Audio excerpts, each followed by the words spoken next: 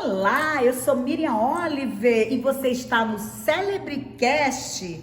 Nesse canal você acompanha vídeos de autoajuda e entrevista com grandes nomes e pessoas que fazem história no meio evangélico e em geral na sociedade. Hoje você vai conhecer a vida de um pastor que se tornou apóstolo, presidente de um ministério na cidade de Diadema e tem muita coisa boa para contar. Ele é casado com a pastora Márcia Costa, o seu ministério tem 10 anos e você vai saber muito mais com ele. Ele, o apóstolo William Martins. Vem para cá, apóstolo. Pai, Senhor, que bom estar aqui, senta, por favor, que bom te receber, fiquei feliz de você ter aceitado o nosso convite para fazermos essa entrevista, e eu sei que o apóstolo William Martins tem muita coisa interessante, muita bênção para contar para você que está aí do outro lado. Eu queria te pedir que você já curtisse, desse um like e manda essa entrevista para alguém. Certamente você vai edificar muita gente através desse grande homem de Deus. Como vai o senhor, apóstolo? Graças a Deus, está tudo bem, caminhando aí com Cristo e vamos que vamos. E como está a igreja? Qual é o nome do seu ministério? Igreja O Toque de Cristo. Fica onde? Nós temos a nossa sede, fica na cidade de Diadema, na Frei Henrique Soares 143. Ok. E a nossa filial fica em Santo André, na Avenida Queiroz Filho. Tá, e como é que é essa vida? O senhor pastor presidente dessa obra, né? Isso. O líder. E temos igreja também em Moçambique, lá na África. Ah, ok. Quem que está cuidando lá? Lá é o pastor Arnaldo. Arnaldo. Ele foi daqui ou vocês Ele fizeram a conexão? era de lá. Ah, tá. Então, assim, é uma igreja missionária, né? É uma igreja que tem visão de reino, que tem visão para ganhar as almas. Como é que o senhor distribui o seu tempo na administração dessas igrejas e dessa obra? Fala aí pra gente como é a sua vida. Na igreja de Moçambique tem o pastor Arnaldo, que ele que comanda lá. Lá tem mais de 10 igrejas lá. Ok. E aqui na igreja de Santo André o pastor recebe a pastora Alessandra. Mas todas as terças e quintas-feiras eu vou para Santo André ficar com eles lá. E às quartas, sextas e domingo eu fico aqui na sede. Ah, ok. E quais são, aqui são 3 dias de culto, é isso? Quarta, sexta e domingo. Apóstolo, qual é a visão do ministério O Toque de Cristo, da igreja O Toque de Cristo? É uma igreja pentecostal, neopentecostal? Eu queria que o senhor falasse um pouquinho da estrutura espiritual da igreja. Nossa igreja, eu costumo dizer que a nossa igreja ela é pentecostal, ela crê nos dons, na manifestação dos dons, mas na hora da manifestação da palavra de Deus é como se nós fôssemos meio tradicionais, porque a palavra, as pessoas têm que entender a palavra. E aí nós cremos no poder, na manifestação, há batismo com o Espírito Santo, mas hoje nós olhamos que às vezes existe pregações e as pessoas saem do culto, o culto foi uma bênção, mas ela não sabe o que foi pregado. Uau. E ainda o que é mais importante do que os dons é a palavra de Deus, né? Que é ela que edifica a fé das pessoas. O senhor sabe que essa é uma percepção que eu imagino que foi o próprio Espírito Santo que lhe trouxe. Porque as igrejas, no geral, cantam muito, dão muita oportunidade. O tempo para a palavra é muito pouco. E as pessoas... E o que muda o crente é a palavra, né, apóstolo? O que muda um cristão é a palavra de Deus. Qual foi, assim, queria que o senhor compartilhasse a maior experiência sua aqui nesses... Quantos anos vai fazer a igreja? 10 anos, né? A igreja O Toque de Cristo, 10 anos. 10 anos. E qual foi a maior experiência que o senhor já viveu aqui pastoreando esse rebanho? Antes da igreja O Toque de Cristo, existiu-se uma clínica de operação do Toque de Cristo. Tá. Antes da gente ter o ministério Toque de Cristo, nós tínhamos as chácaras, as clínicas de operação, e eu morava na parte de baixo da onde é hoje a igreja. Tá. Eu tive uma experiência com Deus dentro do meu quarto, onde Deus pedia para que eu fizesse uma campanha lá em cima e ele mostraria o que ia fazer, que era uma confecção de roupa. Eu me Dos meus pais. lembro, sim, eu lembro. Só que eu nunca tive a pretensão de ter igreja, de abrir igreja. Então, quando eu fui fazer isso, eu fui fazer com a minha família. Só que na minha concepção era para Deus prosperar os negócios dos meus pais. E quando a gente começou a fazer a campanha, começou a vir muita gente.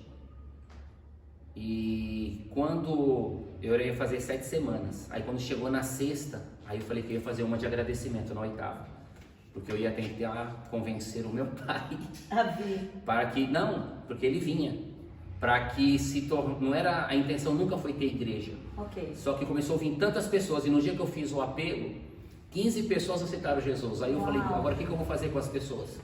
E foi aí que surgiu a igreja, o Toque de Cristo. E assim, o que eu mais louvo no Ministério Toque de Cristo, que eu não estava numa igreja e chamei algumas pessoas para abrir uma igreja. Eu já tinha um ministério, esse ministério já existia como clínica de dependente químico. Então eu fui fazer para minha família, algumas pessoas da família foi chamando pessoas, e aí surgiu a igreja Toque de Cristo, e agora esse ano nós fazemos 10 anos de ministério. E como é que vai ser? Como é que vai ser essa celebração? Você pode falar um pouco dessa celebração dos 10 anos de uma igreja que vocês são ganhadores de almas, fazem um trabalho bacana na cidade de Diadema. E agora? Então, o nosso aniversário da igreja, a gente pegou o quê? 10 anos de ministério, então a gente vai fazer 10 cultos. Então a gente vai... Consecutivos? Consecutivos, 10 dias direto representando os 10 anos. Ok. Então a gente chamou aí alguns nomes do meio evangélico, meio gospel, abriremos ele com... Pregadores ou cantores? Os dois. Ok. Nós iniciamos com o Marco Feliciano. Qual é o dia que o pastor Marco? Dia 2, ele vai fazer a abertura do uma aniversário da igreja. sexta? Uma sexta-feira. Dia 2 de Dia 2 de setembro. E vai Qual ter é o horário do culto? às 19h30 Às 19h30. na semana, né? Tá. E no domingo às 18h. Às 18h. E vai ser os 10 dias seguidos. Então vai ter Sara Farias, vai ter o Alisson, vai ter o Robson Monteiro, vai ter o missionário Ezequiel Pires, vai ter o Marcelo Aguiar, vai ter o Elídio. Então vai ter grandes nomes aí para comemorar esses 10 anos no Ministério Toque de Cristo. Uau, eu quero que o senhor fale do seu coração. O apóstolo deve estar com o coração, aí deve estar 1000 por causa... É uma emoção, né? A igreja crescendo, estruturada. A gente, apesar das lutas... Não, a gente acabamos de fazer uma reforma agora no Ministério para preparação para a festa, né? Já dos 10 anos. Então nós estamos ainda na correria de reajustar o ministério, né? Estamos comprando mais cadeiras, fizemos toda a estrutura do altar nova, onde nós mudamos o púlpito, mudamos o piso, mudamos toda a estrutura do Ministério da Igreja do Toque de Cristo. E estamos preparados aí para receber aí a grande multidão que vai estar aqui, com certeza. Né? Apóstolo, qual é a maior dificuldade hoje que o senhor, na sua opinião, enfrenta para pastorear? As pessoas, elas parece que estamos vivendo em dias de Joel, né? De corações endurecidos, de pessoas que não acreditam muito. Qual a maior dificuldade que o senhor enfrenta como líder dessa obra?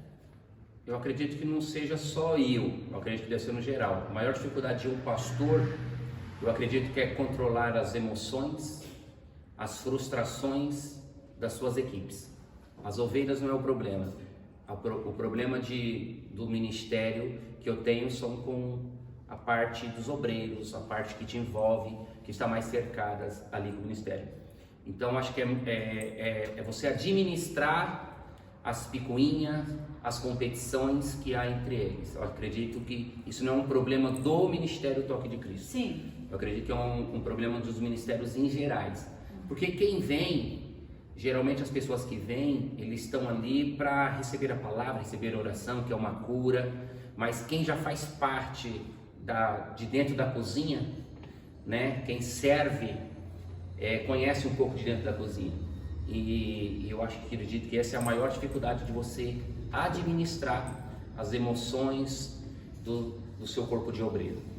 Perfeito, eu achei que foi excelente a consideração do apóstolo e eu queria lhe fazer uma pergunta. O que o senhor tem feito para a administração das emoções dessas pessoas. Isso é bem pertinente. Isso acontece com pessoas que trabalham em grupo, acontece com pessoas que trabalham e vivem uma vida individual. Tudo isso tem a ver com o emocional de cada pessoa. Qual é o trabalho que a igreja realiza ou pretende fazer para tratar as emoções? Então, eu faço aqui, nós temos as nossas reuniões, que não é bem uma reunião. Ela é uma reunião como se fosse uma palestra, porque não há espaço para debate, porque se cada um for optar sua opinião, essa reunião vai virar uma bagunça e até dar confusão. E a gente também faz o discipulado, discipular para que a gente minimiza os erros de acontecer, não vamos evitar, né? Então discipular, que nem agora a gente está fazendo um processo de monte oração, trazendo uma cobertura para as pessoas também, porque é onde o inimigo quer trabalhar, é nas bases, é nas colunas do ministério. E mexeu nas colunas, mexe em toda a estrutura de todo o ministério. Com certeza. Embora, apóstolo, essa é uma compreensão minha, eu entendo que a oração ela é necessária, a pregação do evangelho também, mas as pessoas que estão ao nosso redor estão muito feridas, né? Estão muito cheias de dilemas e conflitos, e nós como líderes temos que administrar. E uma das ferramentas é hoje os profissionais do comportamento, para estarem alinhando essas pessoas através do confronto, além, claro, da oração, que é bem imprescindível. Eu acho que a igreja evangélica hoje tem sido dado a oportunidade, tem sido aberta para esse tipo de trabalho. Ainda não existe aqui, né? Alguém trata no emocional, com palestras comportamentais, alinhamento. Eu faço de vez em quando, a gente faz isso com grupo, com as irmãs. Tá. Então, as irmãs, ela tem um culto mensal. Tá. E aí, às vezes ela faz o culto, às vezes ela traz uma pessoa para palestrar para as irmãs. Entendi. Devido ao quê? Muitas pessoas que estão no evangelho têm muitas dúvidas acerca da sexualidade, de como agir com o esposo. Então, eles fazem, não sempre, mas tem no meio disso uma palestra para as irmãs, para abrir um pouco a mente dela, entendeu? Entendi. Como cristã, sem ferir os seus princípios. Sim. Entendeu? Sim. Lembrando que a área comportamental não fere princípios bíblicos, né? Até porque o próprio Augusto Cury, ele tem um livro que Jesus foi o maior dos psicólogos, né? E foi um grande homem que tratou o emocional de pessoas. Apóstolo, eu entendo que a pessoa, quando vem à frente, ela aceita Jesus, ela levanta a mão, né? E aí houve uma aliança dela com o evangelho. E daí para frente, o que é que o senhor acha? Como é que é esse crescimento? O que a pessoa precisa fazer? Eu estou com um projeto agora, que veio a pandemia, eu tive que encerrar. Quando a gente fez a ampliação do ministério, na parte superior da igreja, a gente vai fazer algumas salas, e uma dessas salas eu quero fazer um atendimento psicológico. Que top! O porquê? Dentro da igreja tem muitas pessoas frustradas por causa de abusos, porque foram espancadas, e isso impede o quê? O emocional dela. Então, no espiritual dela é bloqueado. Então, a gente está nesse projeto de fazer essa sala para atendimento das pessoas, para que ela seja curada das suas frustrações emocionais, para que ela venha ter uma liberdade de acesso com o Espírito Santo de Deus. Tirar o bloqueio, o acesso com o Espírito Santo de Deus. Se você estiver bloqueado, eis que estou à porta e bato. Se você abrir, ele entra. Então muitas pessoas estão fechadas para conhecer verdadeiramente Cristo, por causa das suas frustrações de emoções passadas. Eu tenho visto a cada dia, o senhor sabe, eu ando por diversos lugares, e eu tenho visto com cada líder que eu converso, que o evangelho ele é poderoso, ele pode transformar uma pessoa, mas existe essa ferramenta aí do tratamento mais profundo. Por exemplo, alguém vem, aceita Jesus, levanta a mão, ok, o nome dela foi escrito no livro da vida, mas é aquela mágoa do abuso, e aquela mágoa do padrasto que foi intolerante e fez coisas que não dá nem para relatar e nem para acreditar. Ontem mesmo eu atendi alguém, apóstolo, alguém subjugado, uma mãe que se casou com um homem e ela já tinha uma filha. E hoje vive uma vida de servidão, de humilhação, de afrontas, e isso deixa severas marcas. Eu louvo a Deus por essa compreensão que o Senhor tem. Aliás, eu acho que as grandes igrejas deveriam ter um profissional para tratar, porque como o Senhor disse muito bem, a questão da evolução espiritual de alguém pode ser barrada em detrimento de uma mágoa, de uma tristeza. Tem algo que o senhor queria compartilhar? É porque assim, existem pessoas que você vai orar para ela, ela vai ser impactada e o negócio vai acontecer. A visão do cego Bartimeu e o cego de João 9, ela reflete muito bem isso. É por isso que eu falo da ajuda profissional, porque nem todo mundo está aberto a receber o espiritual. Jesus, mesmo Jesus, o Rei dos Reis, o Senhor do Senhor, ele diz a palavra que na sua cidade ele não pode operar muitos milagres devido ao quê? À incredulidade. Então, quando a pessoa ela está fechada, ela já não acredita mais nas pessoas, ela já não acredita mais em muitas coisas. Então, é aquilo que eu falei do bloqueio. Quando nós olhamos o Bartimeu, ele estava aberto a receber algo. Então ele fala: Jesus, filho de Davi, a multidão quer calar, a multidão está oprimindo, mas ele não quer saber da multidão. Sim. Porque o alvo dele é Cristo, mas nem todo mundo o alvo é Cristo. Só que aí, quando ele chega até Jesus, Jesus disse: o que queres que eu te faça? Ele fala: eu quero ver. E Jesus disse: então veja. E foi imediato. Só que em João capítulo 9 vai dizer de um mesmo cego, de um mesmo problema. Eles encontram e logo as pessoas dizem: isso é por causa de pecado? Jesus: não é por causa do pecado nem dele, nem dos pais, mas para que o nome do Pai fosse glorificado no Filho. E ali Jesus ora por ele, faz um lodo, passa nos olhos, mas dá uma missão para ele: vai até o tanque de Siloé e lave. Se aquele homem não fosse até o tanque, ele não ia enxergar com certeza. Isso é obediência, então. Jesus queria algo além daquilo. O outro, ele só liberou uma palavra, porque ele estava mais aberto. O outro, Jesus disse: passa os lodo nos olhos e manda ir até o tanque. E ele só enxergou depois que ele lava no tanque.